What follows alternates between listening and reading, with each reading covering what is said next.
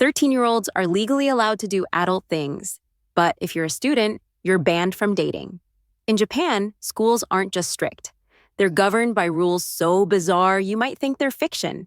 And in today's video, Eagle Discovery takes you inside 18 strange, real-life school rules that could only exist in the land of the rising sun. Ready? Because you're about to enter a world where going to school looks nothing like anywhere else on Earth. Mandatory white underwear, regulated down to the fabric layer. Think school uniforms just mean white shirts and pleated skirts? In Japan, the rules go far beyond that. At many junior high schools, female students are required to wear white underwear only. No light pink, no beige, no stripes. The official reason? To avoid being visually inappropriate under thin white shirts and to promote uniformity on campus. But what truly shocks many is this: underwear can be inspected. If a female teacher suspects a student of breaking the rule, she may take the student into a private room and conduct a direct inspection. This has caused distress and anxiety among students in an environment that's supposed to protect them. Japanese public opinion has called for this rule to be abolished, citing it as a serious violation of personal privacy. If you think underwear inspections are the most extreme it gets, just wait until you see what they do to students' hair, even if it's 100% natural. Hair must be black. Even natural beauty can be against the rules. In Japan, black hair isn't just a cultural ideal. In schools, it's practically a mandatory uniform. Students born with naturally brown or curly hair must provide childhood photos as proof that I was born this way. Otherwise, they're forced to dye it black or straighten it, even if their hair has never been chemically treated. For many, this becomes a deep emotional wound. Instead of being accepted as they are, they're required to erase their identity to blend in with the group. Some students are even pressured to alter their appearance simply because they don't look like everyone else, creating a rigid and oppressive version of what's considered normal. This rule has sparked heated debates in Japan about diversity and the need to accept differences in modern education. Have you ever been forced to change something about yourself just to be accepted? Share your story, because someone out there might need to hear it. No personal fans allowed, even in 104 degrees Fahrenheit heat. Scorching temperatures of 104 degrees Fahrenheit? Don't expect to fan yourself or use a mini portable fan in a Japanese classroom. Some schools strictly ban all forms of personal cooling devices, even in the blazing heat of summer. The reason? To avoid distractions and maintain collective discipline.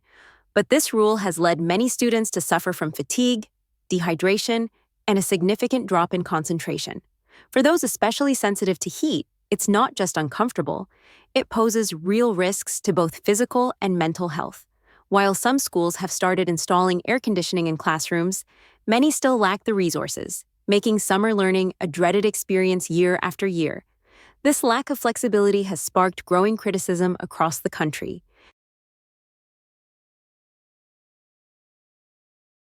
Tampons required to join swimming class, a controversial rule. When it's time for swim class, many Japanese girls feel anything but excited, especially during their period. But instead of being excused or shown understanding, they're often told, you must use a tampon if you want to skip the swimming session. Otherwise, makeup class. During summer vacation, what sounds like a small rule actually interferes with a girl's autonomy over her own body and menstrual choices. Many feel embarrassed, ashamed, and pressured into doing something they're not ready for. Worse still, tampons aren't commonly used by young girls in Japan. Forcing their use can lead to unnecessary anxiety, fear, and even trauma. Experts and educators have called for a reevaluation of this rule, urging a more empathetic and body-respecting approach to female students' health and well-being. Students clean the toilets, no janitors involved. In most countries, cleaning school restrooms is the job of custodial staff. But in Japan, the system is completely different. Students are the ones who mop floors, scrub toilets, wash sinks, and clean classrooms every single day. It's not a punishment, nor is it forced labor. It's an official part of the Japanese educational system. Each class has a designated cleaning roster, and students take turns tidying up as a daily routine. The goal? To teach responsibility, humility, and gratitude for shared spaces. While foreign students often find this overwhelming, for the Japanese, it's a way of nurturing a strong sense of community from a young age. No wonder Japanese children grow up with habits of cleanliness, order, and deep respect for their environment. Where in the world are you watching this video from? And at your school, have students ever been required to clean the toilets or classrooms themselves? Drop a comment and share your experience, because every country has a very different story, and we'd love to hear yours.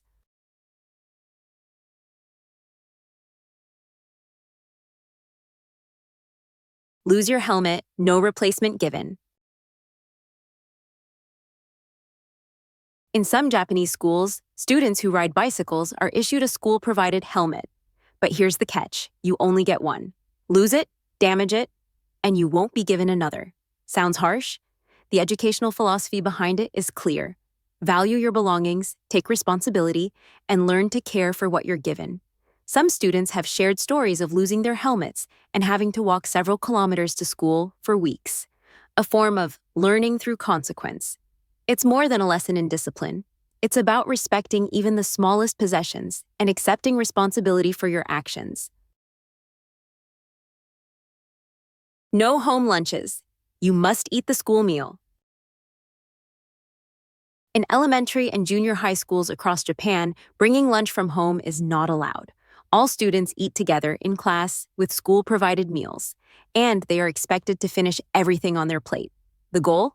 Ensure equal nutrition, eliminate social differences, and teach children to appreciate food. But not all students are comfortable with it. For picky eaters or those with food allergies, the policy can feel overwhelming.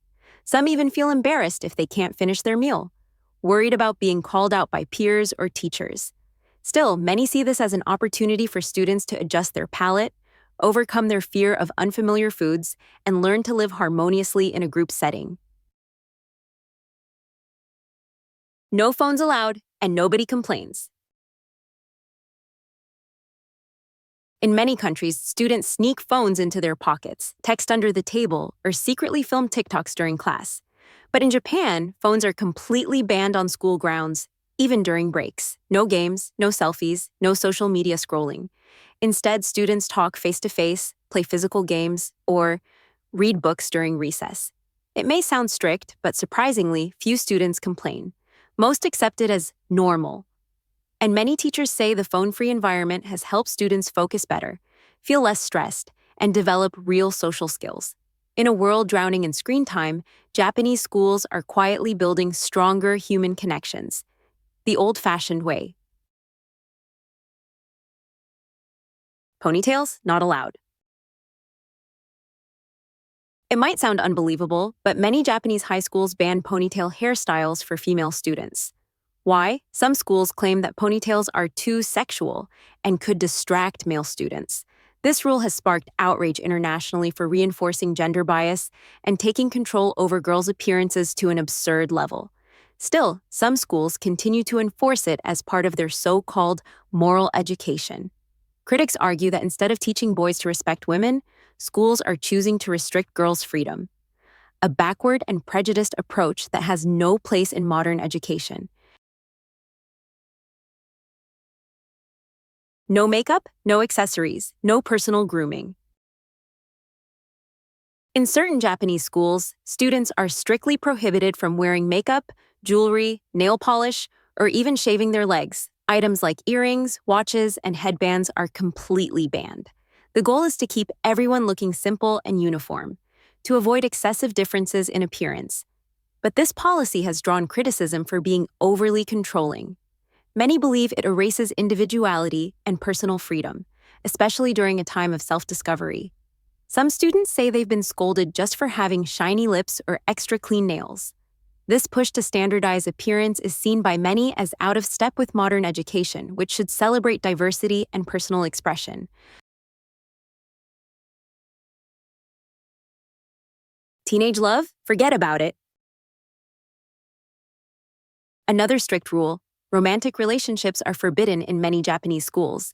Even small gestures like holding hands, giving gifts, or sitting too close can result in a warning or even a formal mark in your student record. Schools argue that young love can distract students from their studies and future goals. But for many, this feels like a denial of one of the most natural parts of growing up: the right to feel and express emotions during adolescence. Some schools even have teachers who patrol campus to spot overly affectionate couples. This creates stress and forces many students to hide their feelings or treat their relationships like a secret crime. Tag the person you're crushing on. And if you're from another country, share your thoughts. Is student romance allowed in your school culture? Teachers absent, students still study, alone. In most countries, when a teacher's absent, someone steps in to substitute. But in Japan, students are expected to self-study based on a pre-assigned plan. No substitute teacher, no one to supervise, no one to explain the lesson. This reflects Japan's deep trust in students' self-discipline and autonomy. But not everyone finds it easy. Many students feel overwhelmed, trying to tackle tough material without any direct help. Some even say that self-study periods are more stressful than exams because there's no one to turn to when stuck. That said, this practice has also helped students develop strong research skills, time management, and personal responsibility, tools that serve them well later in life.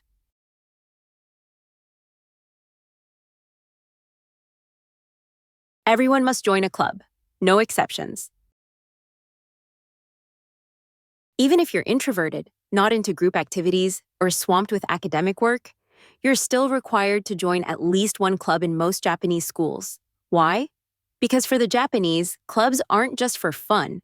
They're a vital training ground for life skills. Teamwork, discipline, and personal growth are considered just as important as what's taught in textbooks. After regular classes, students stay at school for a few more hours to attend club activities. From baseball and tea ceremony to photography and robotics, each club is like a mini society, helping students develop in well-rounded ways. Cosplay at school festivals, a creative explosion. During the annual cultural festivals, Japanese schools undergo a complete transformation. Students are free to express their creativity and individuality by cosplaying as characters from anime, manga, movies, even famous pop idols. Handmade costumes, student-run booths, and games designed entirely by students fill the school with excitement and energy. This isn't just a chance to unwind. It's also a hands-on lesson in event planning, collaboration, and artistic expression, all within a system usually known for its rigidity. Many schools even open the festival to parents and local community members, turning it into one of the biggest events of the year. Students learn how to organize, coordinate, and problem-solve in real-world settings, lessons you won't find in any textbook. Reverse Valentine's Day, girls go first. On February 14th, it's not the boys who give gifts. It's the girls who take the lead by giving chocolate to the person they like. There's honmei choco, chocolate of true feelings, for someone special, and giri choco, obligatory chocolate, for friends or teachers, as a token of appreciation. Then, exactly 1 month later on March 14th, trick art, White Day, boys return the gesture by giving gifts back to those who gave them chocolate. This sweet tradition isn't just about love. It teaches students how to express their feelings with care, timing, and sincerity. Many girls go the extra mile, making handmade chocolates, wrapping them thoughtfully, and bringing them to school. A subtle yet heartfelt act. For Japanese students, Valentines and White Day are more than romantic occasions. They're early life lessons in courage, honesty, and emotional connection. Serve yourself and clean up too. In Japanese schools, lunchtime doesn't come with cafeteria staff. Students serve their own meals, eat together in the classroom, and clean up afterward, washing trays, wiping desks, and making sure everything is tidy. There's no gender divide. Everyone is responsible for their space. This simple routine is actually a vital part of instilling independence, orderliness, and respect for others' efforts, values deeply embedded in Japanese culture from a young age. And more than just a meal, these shared lunches help build a stronger classroom bond. Many students say they feel more responsible when they see their friends doing the same. No one wants to be the one who breaks the group spirit.